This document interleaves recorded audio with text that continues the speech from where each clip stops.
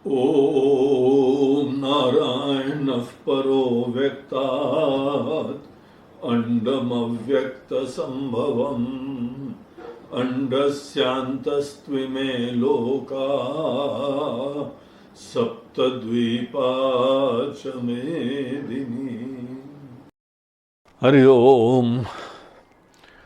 आइए अपनी गीता भाष्य के इस ऑनलाइन कक्षा का आज हम लोग 12वां सत्र का श्री गणेश करते हैं।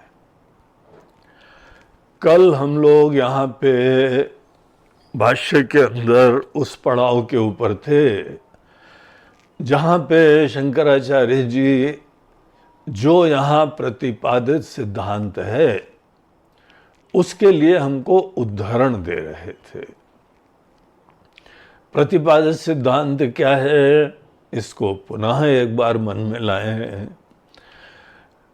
यहाँ पे गीता के अंदर हम लोगों को बताया जा रहा है कि किसी व्यक्ति के जीवन में कभी भी मोह होता है, शोक होता है। शोक का कारण सदैव हमारे मन में कोई गलतफहमियां होती हैं।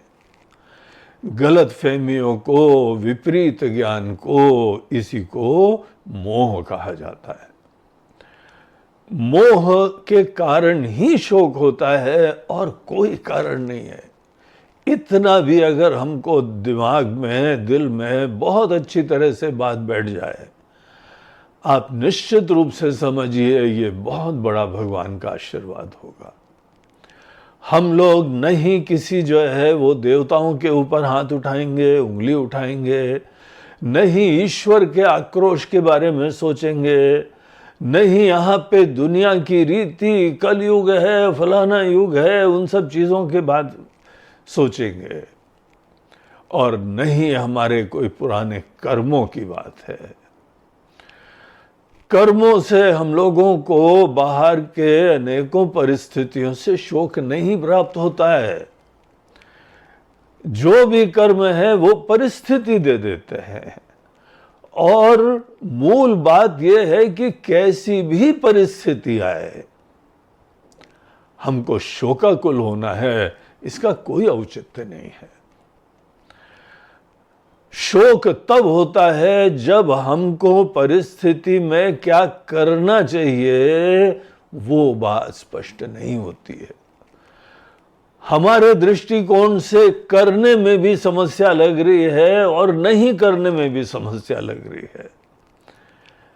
इस प्रकार से दोराहे के ऊपर खड़े हुए किम कर्तव्य विमूढ़ होते हैं, वहां पे रुकना भी मुश्किल है, चलना भी मुश्किल है, बोलना भी मुश्किल है, न बोलना भी मुश्किल है, लड़ाई लड़ना भी मुश्किल है, न लड़ना में भी दुश्वार है।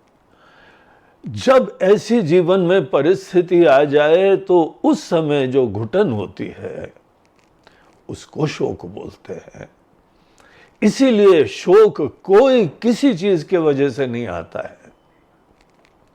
यहां तक कि भगवान तीसरे अध्याय में अर्जुन ने एक प्रश्न पूछा कि भगवान, एक मन के अंदर जिज्ञासा आती है, अथ के न प्रयुक्तो यम पापम चरति पुरुषः, कोई भी व्यक्ति पाप क्यों करता है? हम भी कई बार पाप क्यों कर लेते हैं? गलत काम करते हैं, बाद में पछताते हैं। क्या ऐसा कुछ है कि हमारे अंदर कोई हम बैठा हुआ है, हमको करा रहा है, भगवान की इच्छा हो रही है? ऐसी चीजें जो सोच के आदमी अपने अज्ञान मात्र का ही प्रदर्शन करता है। ऐसा कभी नहीं होता है। भगवान ने जो उत्तर दिया, बोलते हैं कि अर्जुन, हमारे ही मन के अंदर कुछ न कुछ विकार होते हैं, राग द्वेष हो जाते हैं, काम क्रोध हो जाते हैं। काम एषः क्रोध एषः रजोगुण समुद्भवः। हमारे राग द्वेष से जनित अनेकों प्रकार की ये प्रतिक्रियाएं ही यही जो है शोक का रूप ले लेती हैं, विक्षेप का रूप ले लेती हैं। हमारी लाइफ बहुत सिंप्लीफाई हो जाएगी और आप देखिए आपके मुट्ठी में सब समस्याएं आ जाएंगी। आप यहां परिवर्तन करने में सक्षम हो जाएंगे, क्योंकि बात हमारे हाथ में है। अगर हमारे हाथ से निकल जाए, किसी और के द्वारा संचालित हो रहे हो, तो हम देखिए दीनहीन हो गए, आश्रित हो गए, पराधीन हो गए। पराधीन व्यक्ति दूसरे की कृपा के अलावा कोई कुछ नहीं कर सकता है। इसलिए ऐसी सोच हम लोगों की गीता के विरुद्ध है, उपनिषद के विरुद्ध है, रामायण के भी विरुद्ध है। लक्ष्मण जी तक रामायण के अंदर जो है वो निषाद राज जी को बताते हैं, काहू न को सुख दुख कर दाता, निज कृत भोग। हे भ्राता, हे मेरे भाई, कभी कोई बाहर से किसी को सुख दुख नहीं देता है। ये जीवन की सच्चाई है। अगर ये सच्चाई नहीं समझ में आई है तो देखिए हम लोग कितना दूर हैं सच्चाई से। हमारे ही शास्त्र, हमारे भगवान जो बोल रहे हैं, उतनी बात अभी हमको समझ में नहीं आई है। तो जब हम ये बात समझ लेते हैं कि कोई शोक आता है, शोक भी और दुख भी, परिस्थिति कितनी भी विषम क्यों ना हो, हम या स्वीकृति कर सकते हैं या मन के अंदर दुखी हो सकते हैं। दुख हमारे पास एक ऑप्शन है, ये अपरिहार्य नहीं होता है। जरूरी है हमको दुखी होना, ये बात बिल्कुल गलत होती। तो इस तरीके से यहां पे अर्जुन का शोक था। शोक का समाधान मोह की निवृत्ति होती है। और मोह भी किस चीज का होता है, किसका विपरीत ज्ञान होता है? दो चीजें मूल रूप से होती हैं। एक, हमारे लिए जो सुख का स्रोत बना हुआ है उसके बारे में गलतफहमी है, और दूसरा हमारे अपने बारे में। हमको अपेक्षा है, हमको जरूरत है, हमको आनंद चाहिए, ये सब चीजें भी हमारी अपनी नासमझी से ही प्रेरित होती है। तुम कितने संपन्न हो, कितने अमीर हो, कितने दिव्य हो, ये सब पता नहीं है तुमको। कुछ धारणा, कुछ कल्पना, कुछ गठाने बना रखी हैं, और इसी अस्मिता को जीवन का आधार बना के हम जीते हैं। यही हमारे वेद, यही हमारे शास्त्र, यही हमारे भगवान बताते हैं। अर्जुन, अपने आप का ज्ञान प्राप्त करो। जो अपने आप का ज्ञान प्राप्त करता है, जन्म मरण से भी मुक्ति हो जाती है। भगवान कृष्ण अर्जुन को दूसरे अध्याय में आगे बताएंगे कि अर्जुन, न त्वेवाहम जातु नासम न त्वम नेमे जनाधिपाः न चैव न भविष्यामः सर्वे वयमतः परम्। ऐसा कभी नहीं था कि अर्जुन, हम लोग पहले नहीं थे और आगे नहीं होने वाले हैं। ये सब मन का भ्रम है, यह ज्ञान की वजह से हो रहा है। अगर अपनी वास्तविकता हम जान जाएंगे तो ये सब झमेले हमारे खत्म हो जाएंगे। इसलिए गीता का मूल प्रयोजन हर व्यक्ति को अपनी दिव्य आत्मा से परिचित कराना है। जैसे आप किसी भी क्षेत्र के विशेषज्ञ हो, उसका ज्ञान प्राप्त करते हैं, तभी जाके आप काम कर पाते हैं। ज्ञान के वजह से हमारी बाहर सेवाएं हो पाती हैं, हमारी आजीविका चलती है।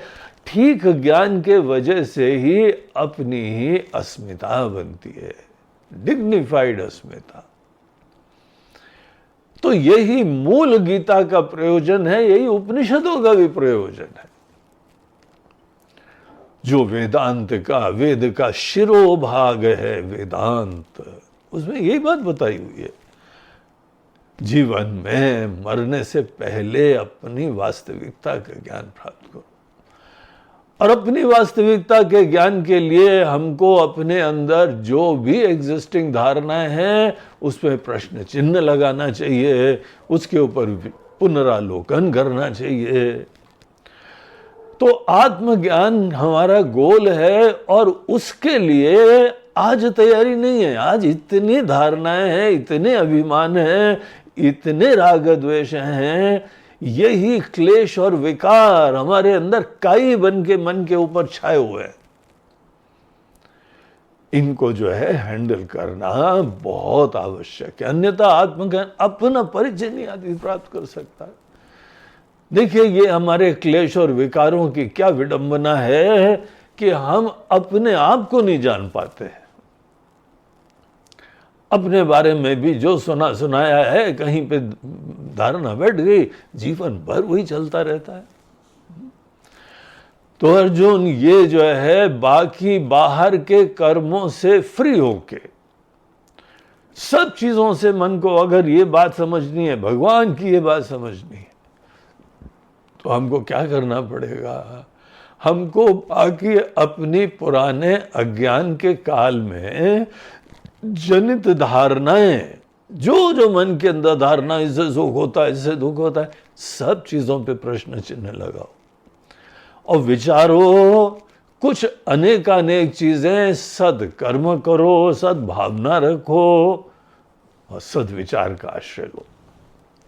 इसके द्वारा ही हमारे अनेकानेक बाहर की कामनाएं वो शांत होती है। कामना केवल हम लोगों की बुद्धि का एक प्लान होता है। आनंद प्राप्त करना है ना, आनंद प्राप्त करने के लिए हमने कुछ विचार करा नहीं, मन के अंदर एक कल्पना कर ली, देखा देखी में कल्पना कर ली, सब भीड़ इधर जा रही है, ये आधार बन गया और हम भी लग लिए। हमारी कामनाएं गलत हैं, निराधार हैं। ये नहीं है कि आपको आनंद की प्राप्ति नहीं करनी, वो कामना बनाए रखो।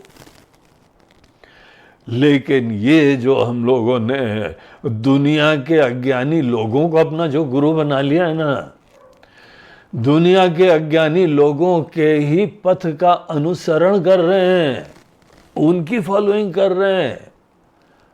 अगर हमको फॉलो ही करना है तो भगवान की बातें करना चाहिए। लाइफ इज टू प्रेशियस, जीवन बहुत बहुमूल्य है। अज्ञानी लोगों के ही ऊपर अंधविश्वास करने के बजाय समझदार, ज्ञानी, सच्चे लोगों पे, उन पे विश्वास करो। और इस प्रोसेस में हम अपनी सब कामनाओं से मुक्त हो जाएंगे। समस्त कर्मों से माइंड को फ्री करना चाहिए। सर्व कर्म संन्यास कर्तव्य। और संन्यास मतलब ये नहीं है कि आपको कुछ काम ही नहीं करना है, प्यार से जो भी कर सको करो।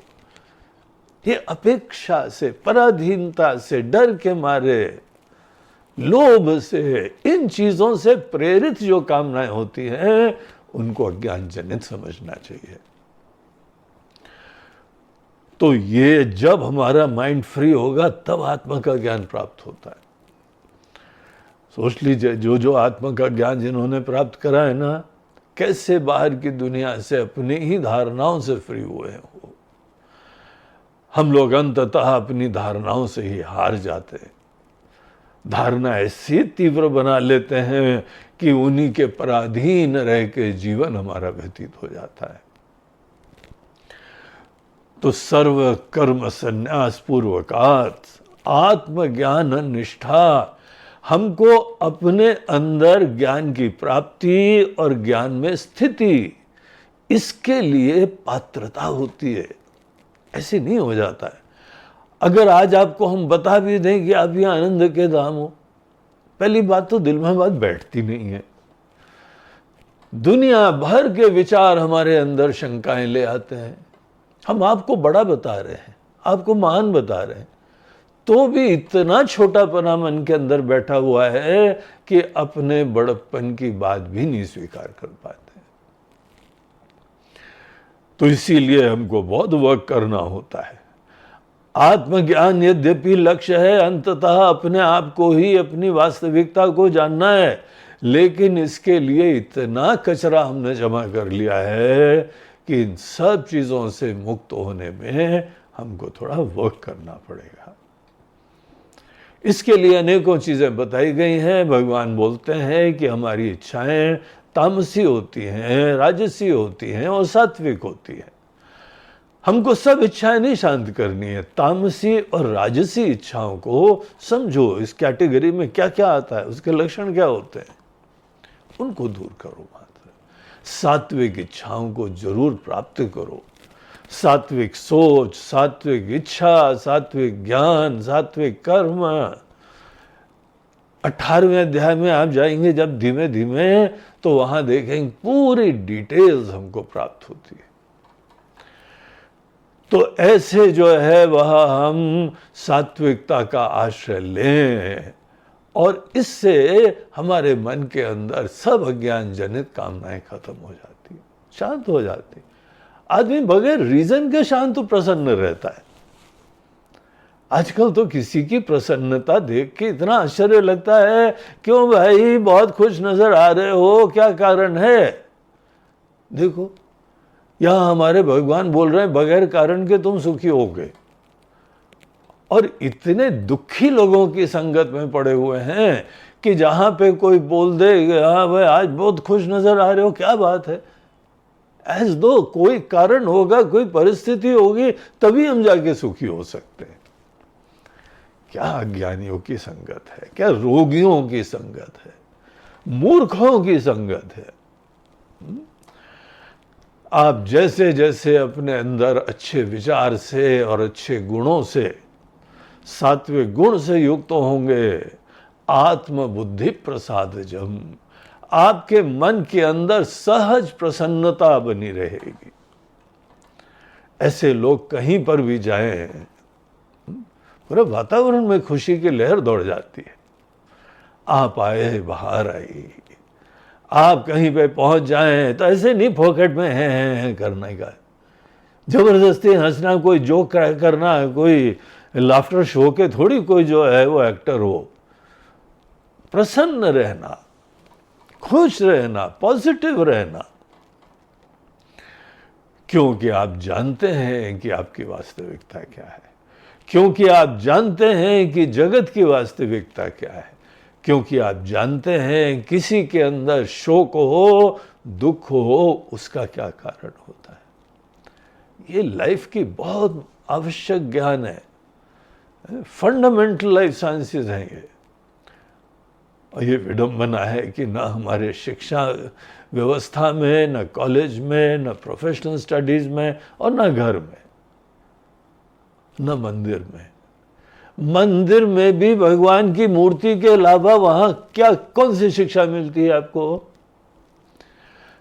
बस यही डर के मारे इच्छा की पूर्ति की प्रेरणा से हर जगह पहुंच जाते हैं, वहां लड्डू और ये सब ले ला के, वहां भक्ति भाव नहीं, भगवान के प्रति भगवान के विचार देखने की प्रेरणा नहीं होती। एक जिद्दी बच्चे की तरह अपने मन के अंदर जो इच्छा आ गई, बस भगवान ये पूरा कर दो, और प्रलोभन देते हो, जैसे किसी ऑफिस में बाबूजी से काम करवाते हो ना कोई, आप ये कर दो आपको ये दे देंगे। यही भाषा भगवान के साथ प्रयोग करते हैं। इससे भगवान के प्रति भक्ति नहीं है। तो हमको ये जो फेज होता है जीवन का, वो पूरा बहुत अच्छी तरीके से समय देना पड़ता है, जहां पे अपने मन के अंदर संसारी अज्ञानियों की दुस्संगत से प्राप्त जो अनेक मन के अंदर विचार हैं, उन सब चीजों से हमको फ्री होना चाहिए। और कामनाओं से भी फ्री हो जाते हैं।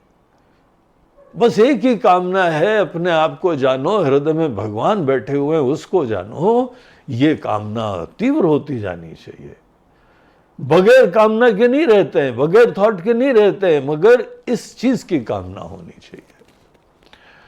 वो कामना है जो आपको पराधीन बताती है, वो कामना है जो आपको छोटा बनाती है, दीनहीन बताती है, उन चीजों से मुक्त होना चाहिए। और इस तरीके से जब आदमी ने अपने मन को तैयार कर लिया, पात्र बना लिया, तब जाके वो धर्म का पूरा अध्याय, मन की शुद्धि, और इसी प्रक्रिया में आप जो भी बाहर के काम करेंगे ना, और अच्छे हो जाएंगे। जिसके मन के अंदर चिंता नहीं होती है, फोकस रहता है, आप देखिए वो बच्चे क्लास में भी कितना अच्छे होते हैं। किसी भी काम को दे दो वो अच्छा करते हैं। तो आपके बाहर के काम भी अच्छे होंगे, मन भी खुश रहेगा, बुद्धि बढ़ती जाएगी, आपके गायत्री मंत्र आदि की प्रार्थनाएं सार्थक होती चली जाएंगी कि धियो यो नः प्रचोदयात्। इसका मतलब होता है हमारी बुद्धि, अस्माकं धियः, हमारी बुद्धि प्रचोदयात्, जगती जाए, सुंदर होती चली जाए। ये अल्टीमेट प्रार्थना होती है, क्योंकि जीवन में कोई बाहर से हमको चीज लानी नहीं है, हृदय में बहुत बड़ा खजाना, इसी वृक्ष के मूल में अक्षय खजाना होता है। पद्मनाभ मंदिर से भी ज्यादा महान खजाना है हम लोगों के अंदर। बस वही प्रेरणा है अपने अंदर, अपनी वास्तविकता को जानने के लिए। तो इन सब सिद्धांतों के लिए भगवान शंकराचार्य जी ने पहले अन्य अनुगीता में भगवान कृष्ण के ही वचनों का प्रमाण दिया, फिर यहाँ पर भी इह अपि चान्ते उक्तम अर्जुनाय, यहाँ पर भी अर्जुन को उन्होंने बोला, अर्जुन बाकी जो भी अज्ञानवशात तुमने बाहर की चीजों को महत्व दिया है, उसके वजह से जो जो कर्तव्यताएं हैं सबसे मुक्त हो, बहिर्मुखता के समस्त प्रेरणाओं से मुक्त हो जाओ, अपने अंदर शांत होके बैठो। एकमात्र यही श्रद्धा है कि हृदय में परमात्मा विराजमान है, आज तक उनकी तरफ ध्यान भी नहीं दिया है। सर्वधर्मान परित्यज्य माम एकम शरणम व्रज, बाहर से फ्री हो, अंतर्मुख होके आपके ही अंतरात्मा की तरह, हमारी आत्मा की तरीके से परमात्मा बैठे हैं, उसकी प्रगाढ़ श्रद्धा हो, उसी की शरण में जाए। ये बात यहाँ पे हम लोगों ने कल के अपने प्रसंग में यहाँ तक देखी थी।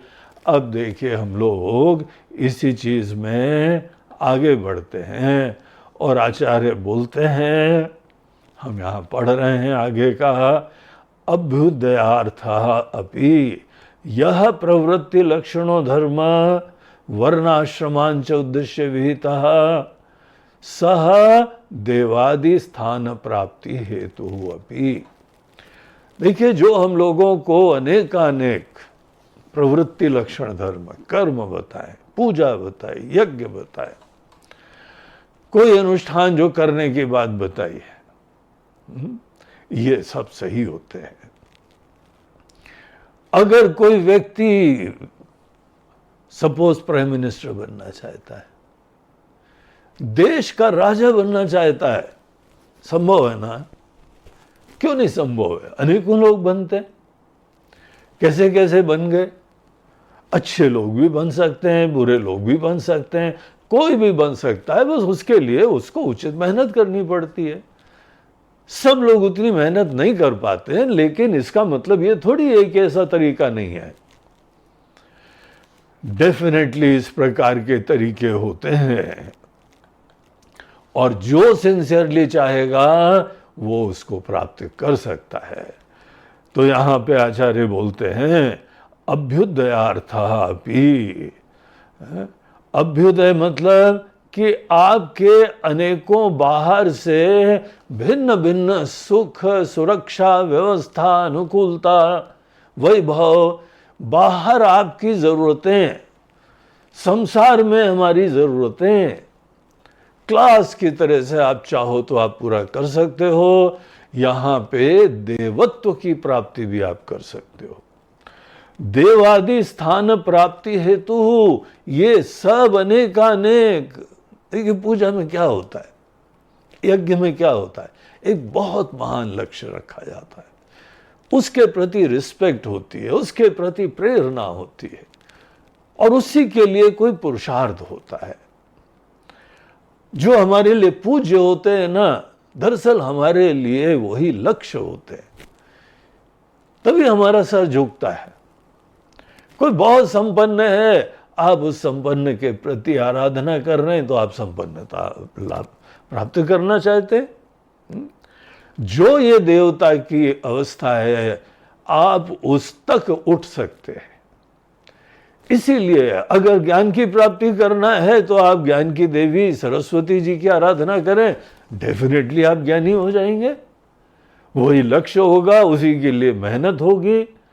अगर लक्ष्मी जी आपको ज्यादा वो प्रभावित करती है, धन दौलत, उसके लिए आप वर्क करिए, उसको लक्ष्य रखिए, उसी से प्रेरणा रखिए, आप डेफिनेटली एक दिन अमीर बन जाएंगे। जो आपके लिए आराध्य होता है वो ही आपका गंतव्य हो जाता है। तो कोई भी देवादि, हनुमान जी की तरह से आप जो है वो बहुत ही प्रेरित होते हैं, हनुमान जी की आराधना करते हैं, आप हनुमान जी जैसे बलवान हो जाएंगे, बुद्धिमान हो जाएंगे, विद्यावान हो जाएंगे। उनसे हम जाके ये प्रार्थना करते हैं, बल बुद्धि विद्या देहु मोहि।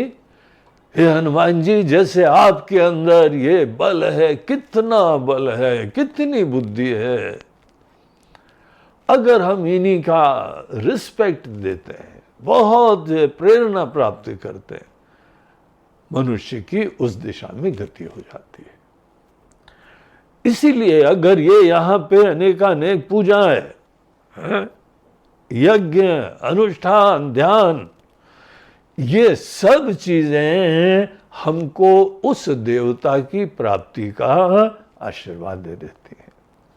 इसमें कभी शंका मत करना, ये सब बड़ा साइकोलॉजिकली परफेक्ट चीज होती है। और हम लोग तो यहाँ शास्त्र से जानते हैं, सैकड़ों वर्षों से ये अनेकानेक विदेश में लोग किताबें लिख लिख के बोलते हैं, अगर ये प्राप्त करना है, इसी के प्रति मन की निष्ठा रखो, सपना देखो, लगन रखो, तुम प्राप्त कर लोगे।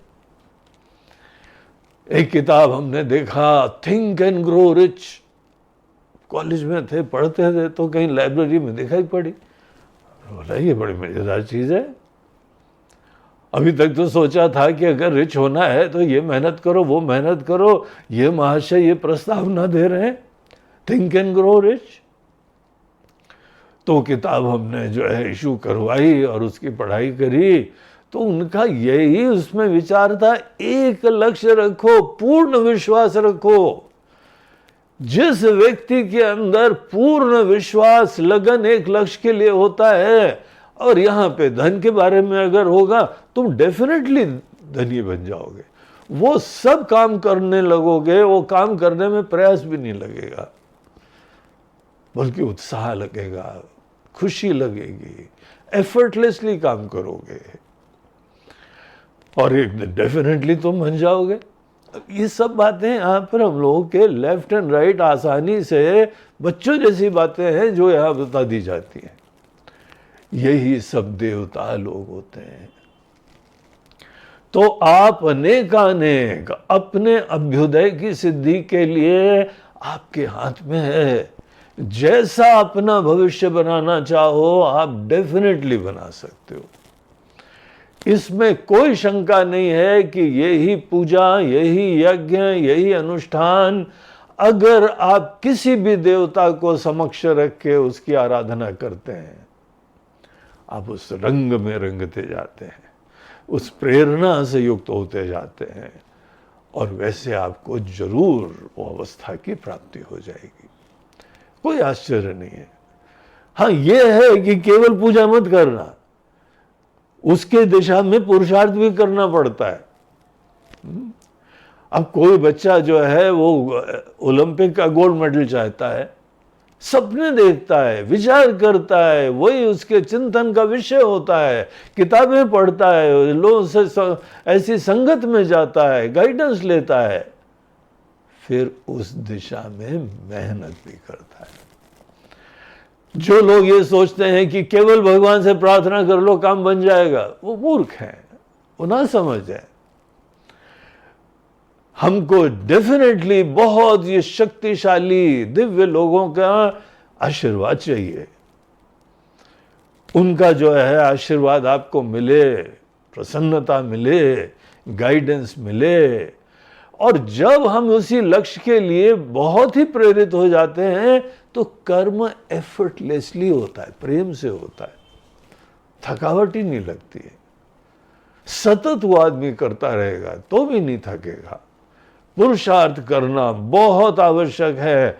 बगैर पुरुषार्थ के कभी प्रार्थना फलित नहीं होती है। और केवल पुरुषार्थ करते रहो और तुम्हारे अंदर कोई लक्ष्य ही महान ना हो तो भी जीवन की गति अच्छी नहीं होती। तो हमारा बहुत ऊंचा डायरेक्शन हो और उस चीज के लिए हम आशीर्वाद भी लें, गाइडेंस भी लें, पढ़ाई भी करें और मेहनत भी करें। छोटे छोटे कदम से उस दिशा में आगे बढ़ते रहें। तो इस तरीके से यहां आचार्य बोलते हैं आपके अभ्युदय अर्थात लौकिक आवश्यकताओं की पूर्ति, आपकी जरूरत भी हो, आप दूसरे के लिए भी जो है वह बहुत ही कल्याणकारी बने, पूरे परिवार के लिए आशीर्वाद बने, इस प्रकार से आप सोच रखे कोई न कोई कर्म का, उचित कर्म का आश्रय लें जिसके लिए सब बढ़िया गाइडेंस हमको मिलता है। तो देखिए एक यहां पर बात ये सामने सबसे पहले ला रहे कि ऐसी बातें हम लोगों को शास्त्र में बताई हुई हैं आपके अभ्युदय की सिद्धि के लिए। अभ्युदय को याद है ना, अर्थ की प्राप्ति, काम की प्राप्ति और बाकी सबकी अनुकूलता की, व्यवस्था की प्राप्ति, आपके ही स्वजनों की अनुकूलता, आपके परिवार की, आपके समाज की, आपके देश की, जितना सोच सकते हो, जितना बड़ा सोच सकते हो, आपका एग्जिस्टेंस सबके लिए आशीर्वाद बन जाए। ये तीन चीजों को अभ्युदय बोलते हैं, धर्म अर्थ काम। तो अभ्युदय की सिद्धि के लिए हमको उचित देवताओं से कनेक्ट होना चाहिए, उनका आशीर्वाद लेना चाहिए, उनकी आराधना करनी चाहिए और आप उस देवता की अवस्था तक पहुंच सकते हैं। इसीलिए यहां आचार्य बोलते हैं देवादि स्थान प्राप्ति हेतु, देवताओं के स्थान की प्राप्ति का ये हेतु बन जाता है, एक कॉज बन जाता है। और यहां देखिए आगे इसमें एक बड़ी इंटरेस्टिंग बात बताते हैं, आपकी कामना की पूर्ति का ये सब साधन जो है ना तरीका बन जाते हैं। लेकिन एक ट्विस्ट है, अगर आप यही पूजा, यही आराधना बहुत शक्तिशाली देवताओं के प्रति आप करते हैं, अपनी भावना रिस्पेक्ट अभिव्यक्त करते हैं, रेवरेंस आप अभिव्यक्त करते हैं, लेकिन आप अपनी कोई कामना नहीं रखते हैं। सपोज एक केस, एक सिनेरियो ऐसा रखते हैं, आप केवल ये काम करते हैं कि भगवान खुश हो, देवता खुश हो, जीव अपने स्वार्थ के लिए सोच रहा है। जैसे हम लोग जो है गुरु के पास आए, हमने खूब मेहनत करी, गुरुदेव आप प्रसन्न होइए, आप खुश होंगे तो हम खुश हैं।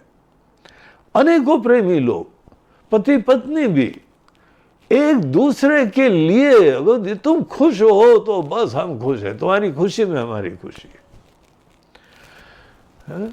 अगर इस प्रकार से किसी का माइंडसेट होता है, कम हो जाते हैं अपने स्वार्थ के लिए, अपनी ईगो के लिए, अपने व्यक्तिगत गणित से ही मेजॉरिटी प्रेरित होते हैं। लेकिन कोई बिरले ऐसे होते हैं जो काम तो खूब करते हैं लेकिन अंततः उनकी अपनी कामना का कोई बर्डन नहीं है उनके अंदर। पूरा परिवार सुखी हो जाए, सब हमारे माता पिता सुखी हो, पति पत्नी सुखी हो, बाल बच्चे सुखी हो, हमारा इंस्टीट्यूट सुखी हो, हमारा बिजनेस सुखी हो, सब सुखी हो, हमारा देश सुखी हो। अगर सपोज ऐसा माइंडसेट होता है तो क्या होता है? तो यहां पे आचार्य बोलते हैं कि ये ही एक ही कर्म, वो ही जो आपकी मनोकामना की पूर्ति के लिए, आपको देवता की अवस्था तक प्राप्ति करा देने के लिए वो हेतु बन सकते हैं, अगर आप अपनी इच्छा से प्रेरित होते हैं तो। अगर आप अपनी इच्छा से युक्त नहीं है तो यही बहुत सुंदर काम सेवा का कर रहे हैं, समर्पण है, मेहनत है, वह कर रहे हैं, लेकिन अपने मन के स्वार्थ प्रेरित कोई चिंता ही नहीं है। अगर ऐसा है ईश्वर अर्पण बुद्ध्या, देखिए आगे क्या कहते हैं, ईश्वर अर्पण बुद्ध्या अनुष्ठीयमानः, अगर यही कर्म भगवान की खुशी हो, बस देवता की खुशी हो, बाकी सबकी खुशी हो, गुरुदेव की खुशी हो, माता पिता की खुशी हो, बस और कुछ नहीं हमारी चिंता। राम जी का जो है प्रसंग याद करिए, पिताजी की आज्ञा हुई, उनकी खुशी के लिए हमको ये शिरोधार्य है, हम जा रहे हैं जंगल। हमारे पिताजी ने जीवन भर हमारे लिए कितना कुछ करा है, अभी उनकी मजबूरी है, फंस गए बेचारे, वचन देके जो है कि कई को फंस गए कि हम देंगे वचन। अभी देखो उनकी महानता कैसी है, अपना वचन नहीं तोड़ेंगे, अपनी खुशियां खत्म कर देंगे। बड़े महान लोगों का लक्षण होता है। अगर हमारे पिताजी ने ऐसा, हमको कोई भरोसा था हमारे ऊपर, उन्होंने हमको आज्ञा दी, राम तुमको जाना है जंगल, और पिताजी की आज्ञा को शिरोधार्य करके हम जरूर जाएंगे, उनकी आज्ञा से ही प्रेरित होकर हम करते हैं। इसको बोलते हैं ईश्वर अर्पण बुद्धिया। किसी और की इच्छा से प्रेरित होके आप खुद स्वेच्छा से कष्ट भी ले लेते हैं, अगर लेना हो। जो कुछ भी आएगा आपके मन में संकोच भी नहीं होता है, आपके मन में प्रधानता केवल अपने प्रभु की सुख की प्रेरणा है। अगर कोई यही पूजा के काम, कोई यही यज्ञ, यही अनुष्ठान अगर भगवान की प्रसन्नता से प्रेरित होकर करता है, तो यहां आचार्य बताते हैं सिद्धांत, the result is completely different. आप यही पूजा यज्ञ अपने इच्छा से प्रेरित होकर करिए, बड़ा एविडेंट सा रिजल्ट है, इच्छा की प्राप्ति भी, पूर्ति भी होगी और देवत्व की प्राप्ति भी आपको हो जाएगी। लेकिन अगर यही कर्म आप यहां पे करते हैं, लेकिन अपनी कोई इच्छा नहीं है, दूसरे की प्रसन्नता है, भगवान की प्रसन्नता है, आपके लिए जो भी आराध्य हैं उनकी प्रसन्नता से आप प्रेरित हो रहे हैं, तो पता क्या होता है, सेम कर्म सत्व शुद्धये भवति फली अभिसंधि वर्जिता। क्योंकि आपके मन के अंदर कोई फल की आकांक्षा नहीं है, फल की अभिसंधि, अटैचमेंट नहीं है आपके अंदर। अगर नहीं है तो यहां पर यही जो है कर्म, अब हमारी इच्छा की पूर्ति का प्रश्न ही नहीं है, देवत्व की प्राप्ति की तो इच्छा ही नहीं है हमको। ये क्या करती है, मन को शुद्ध करती है, मन को निर्मल करने के लिए, अंतःकरण की शुद्धि के लिए, मन के अंदर दुनिया भर के विकार, कामनाएं, अभिमान, राग, द्वेष, ये जो विकार होते हैं ना, क्लेश और विकार, इसको दूर करने के लिए यही साधन बन जाता है। वो आचार्य बताते हैं, तो ये यहां पर एक महत्वपूर्ण सिद्धांत होता है कि एक ही कर्म, सपोज आपने जो है एक पूजा का कर्म, यज्ञ का कर्म जो हुआ, उसमें हमारी अपने अंदर इच्छा कैसी है, उस फैक्टर के वजह से फल टोटल चेंज हो जाते हैं। ये सिद्धांत को समझना चाहिए। केवल ये नहीं है देखो हमने पूजा करी, हमको फल नहीं मिला, इसको फल ये मिल गया, उसको मिल गया, इसके पीछे रहस्य जानने चाहिए। एक ही पूजा अगर कोई अपनी स्वार्थ की पूर्ति से करता है, उसको जीवन में कुछ भी चाहिए वो कर सकता है। भगवान ने ऐसे कर्म बताए हुए हैं कि आपको जरूरत है धन की, दौलत की, नाम की, शोहरत की, रिश्ते, नाते, कुर्सी, स्वर्ग, कैसी भी आपको इच्छा है, ये कर्म उसके लिए आपको आशीर्वाद देगा।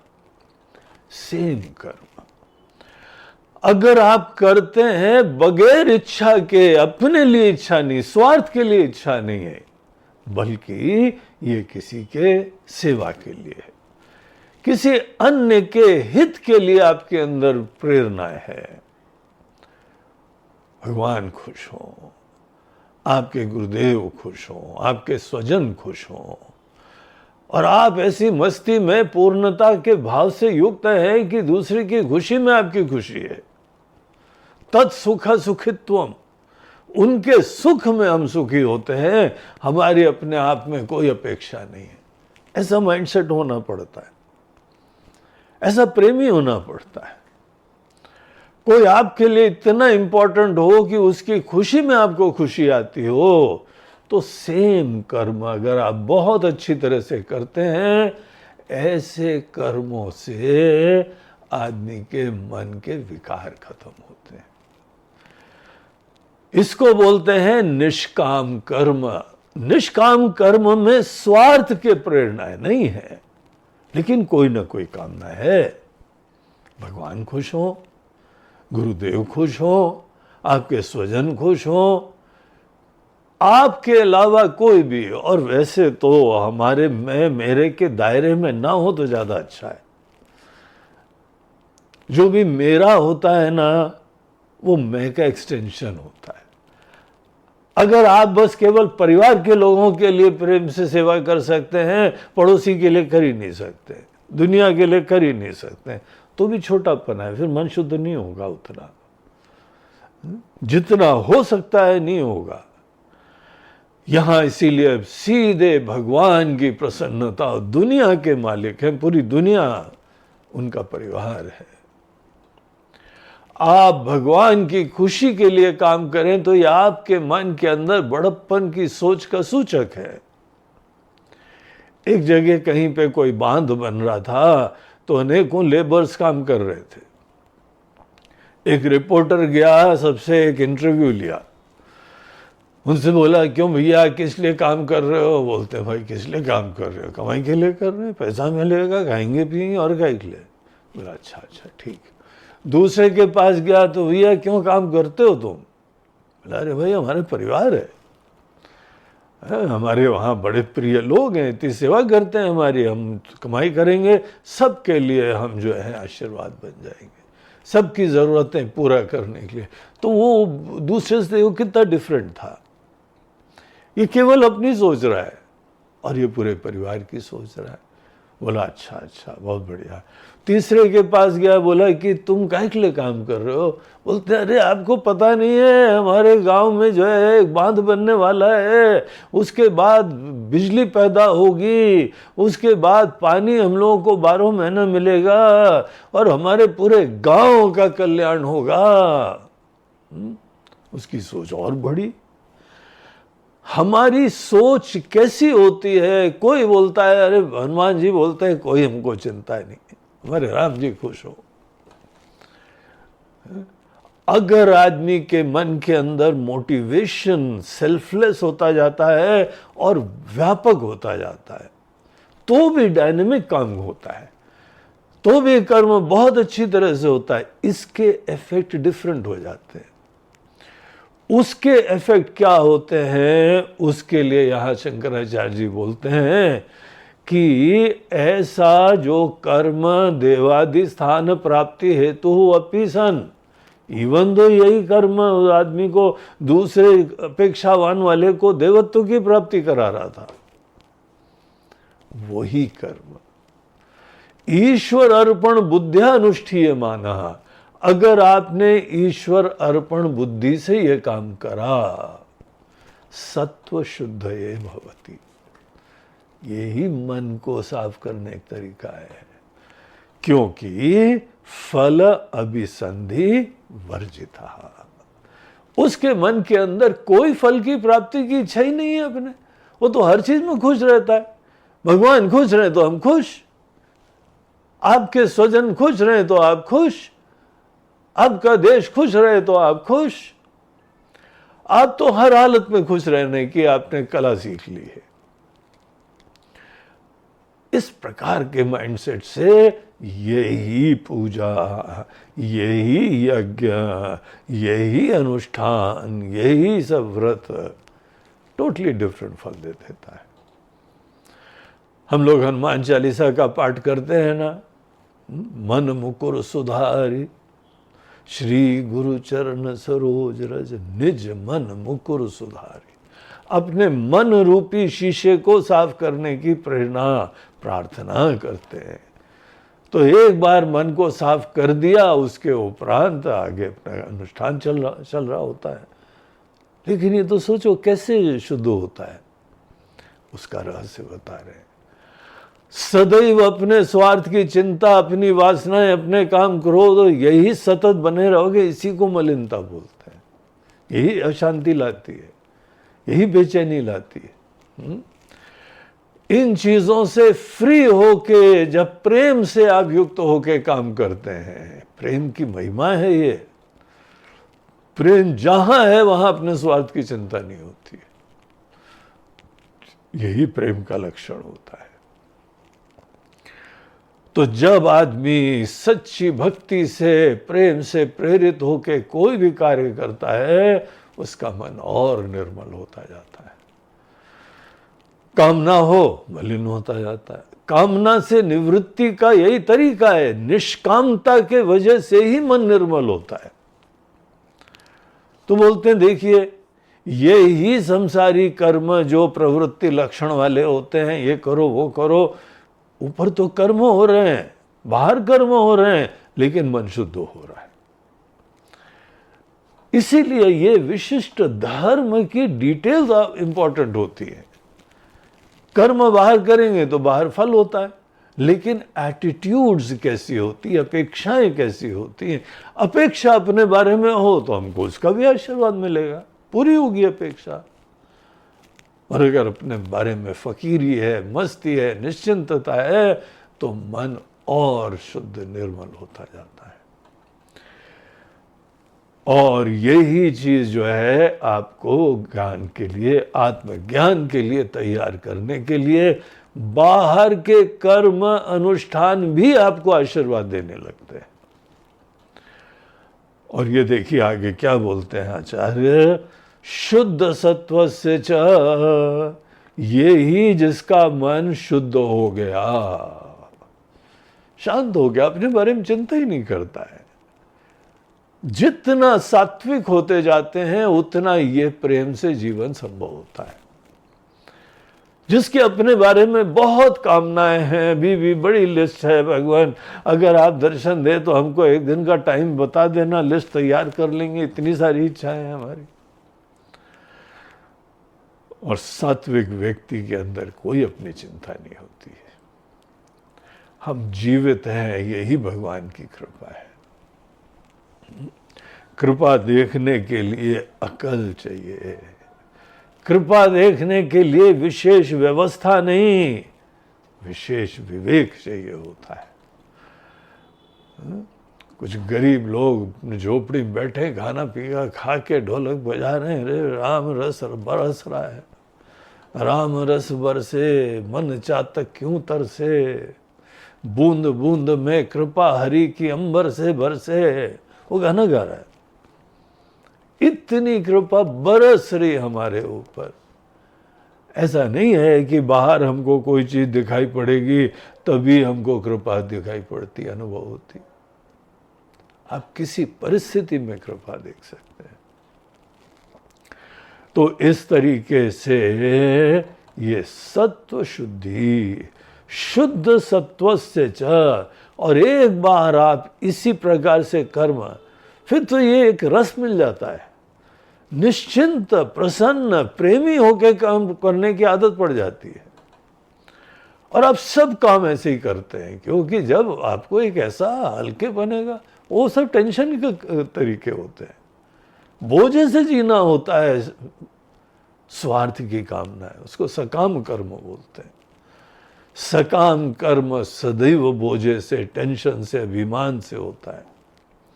निष्काम कर्म मस्ती से होता है, प्रेम से होता है, खुशी से होता है।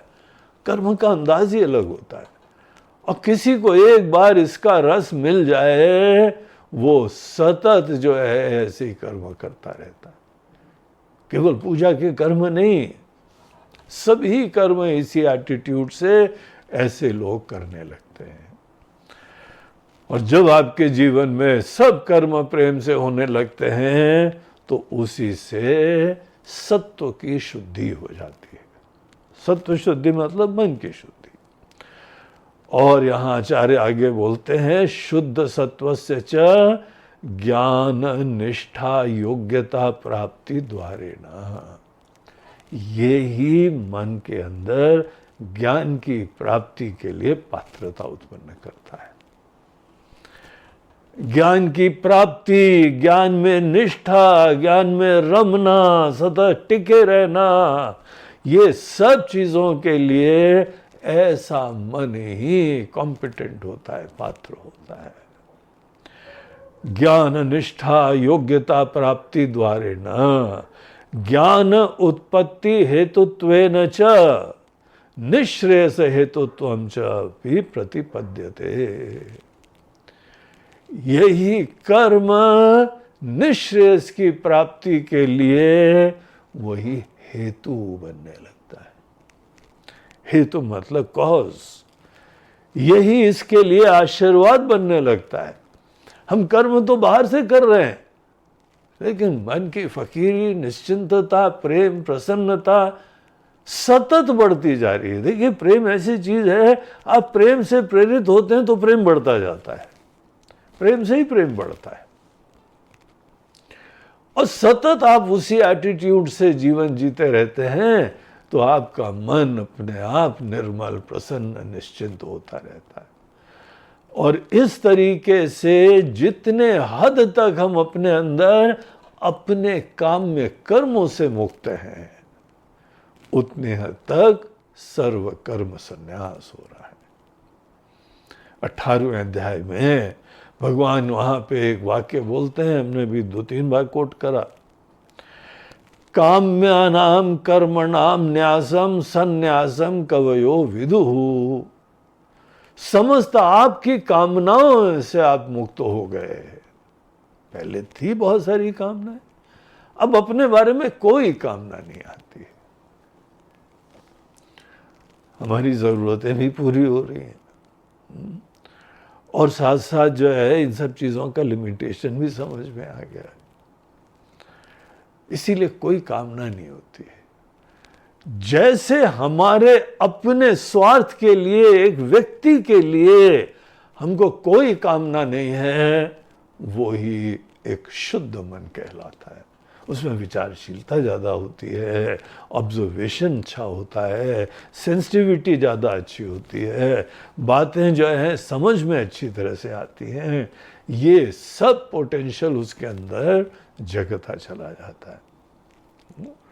तो इस तरीके से ये यहाँ पे इस आर्ट ऑफ कर्म, इस साइंस ऑफ कर्म, मोटिवेशंस के अनेकों एक्सपेरिमेंट्स।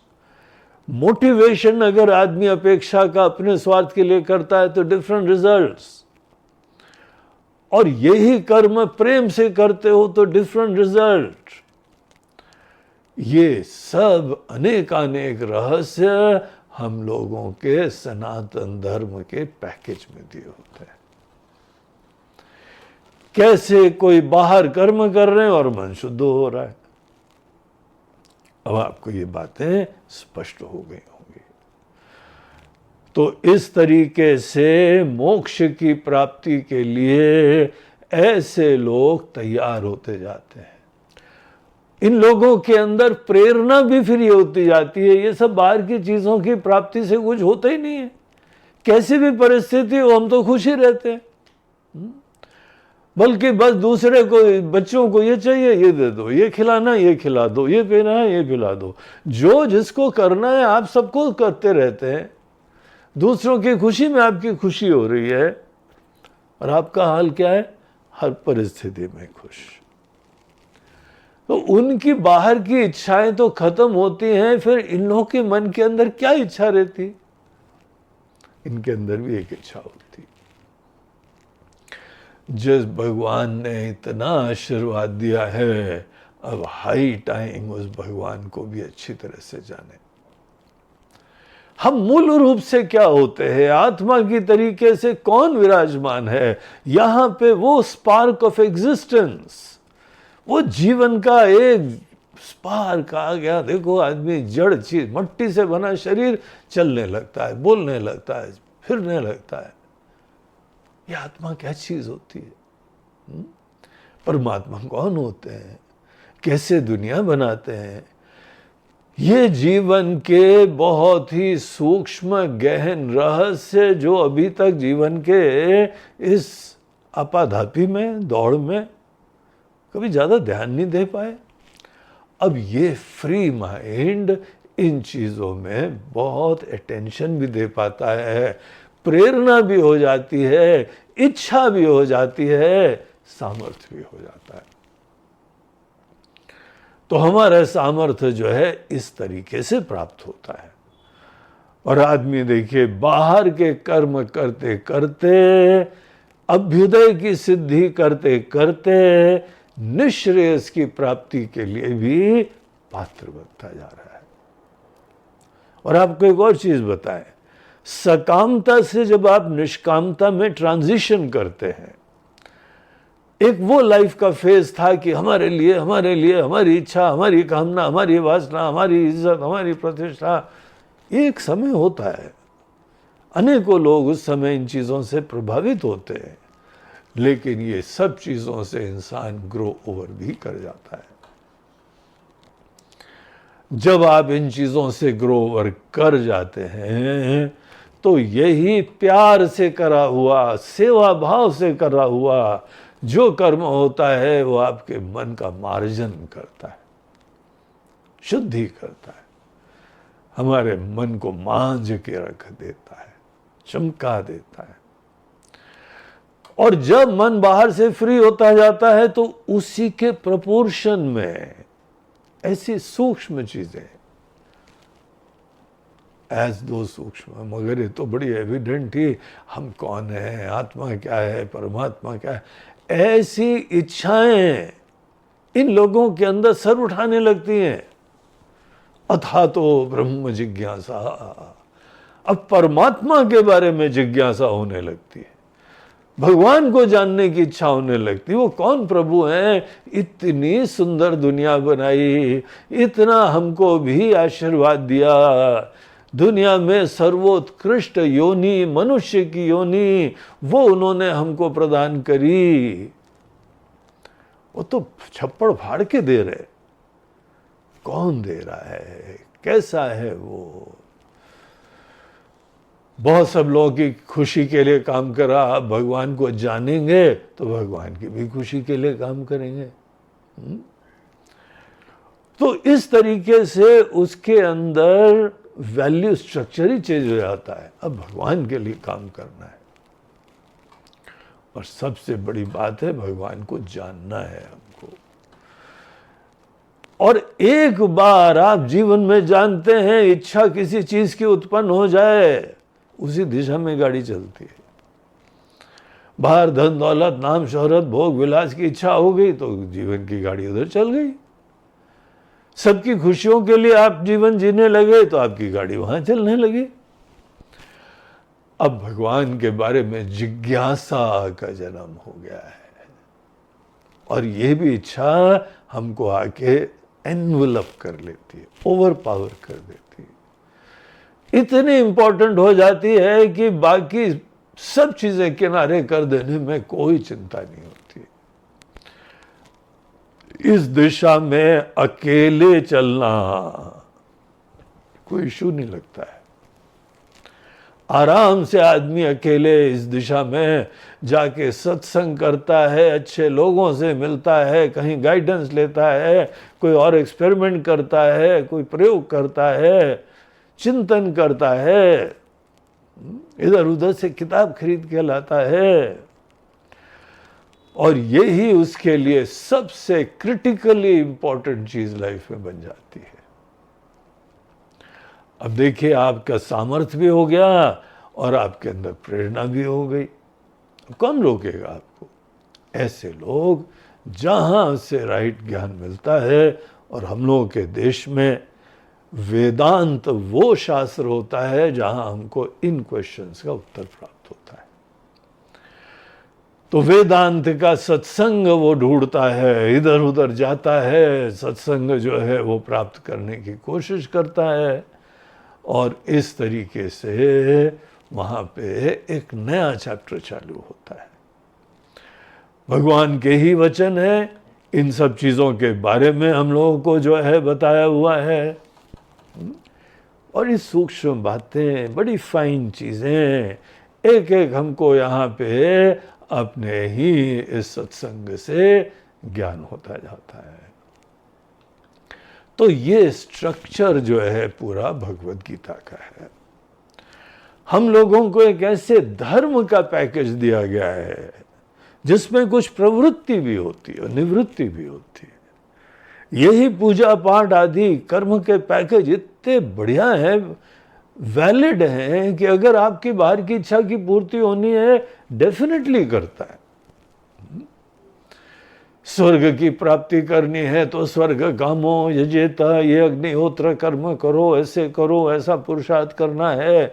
अगर राजसूय यज्ञ करना है, राजा बनना है, तो ये करो। ये पूरा कंप्लीट पैकेज।